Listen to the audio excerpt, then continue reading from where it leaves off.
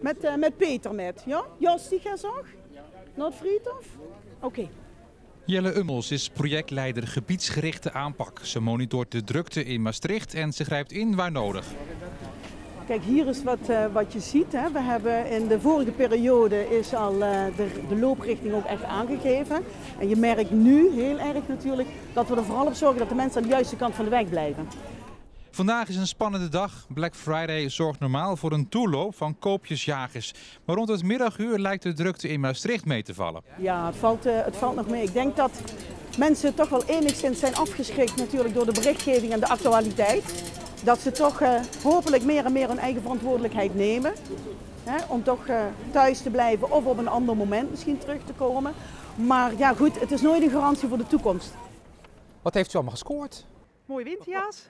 En wat heeft het gekost? Dat vraag je niet, hè? Wat het gekost Ah, dit is korting, hè? Het is Black Friday. Daarom is het zo goedkoop allemaal. Ja. Hoeveel korting had ik? €20 korting. Nou. Ja, bent u tevreden tot nu toe? Ik ben tevreden tot nu toe. Ik bedoel, we hebben niet hoeven in te grijpen. Ik voorzie de komende 1-2 uur voorzie ik dat ook niet 1, 2, 3, moet ik eerlijk zeggen. Dus laten we gewoon maar dag voor dag en eigenlijk dagdeel en bijna uur voor uur kijken.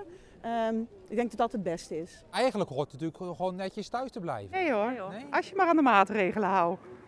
Ik zit zelf in de zorg, dus ik weet er alles van. Ik denk dat ik hier minder risico loop dan op mijn werk. Ja. Daar zit ik echt tussen de COVID-patiënten en hier niet. Is het niet te druk hier? Val nog mee. Ik vind het nog te doen. Het begint te komen nu. Ja? Ja. In de winkels ook? U heeft niet zoiets van toch maar wegwezen nu?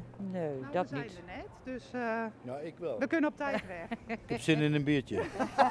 Ga gauw verder. Ja, dank je. Dank u. Hè.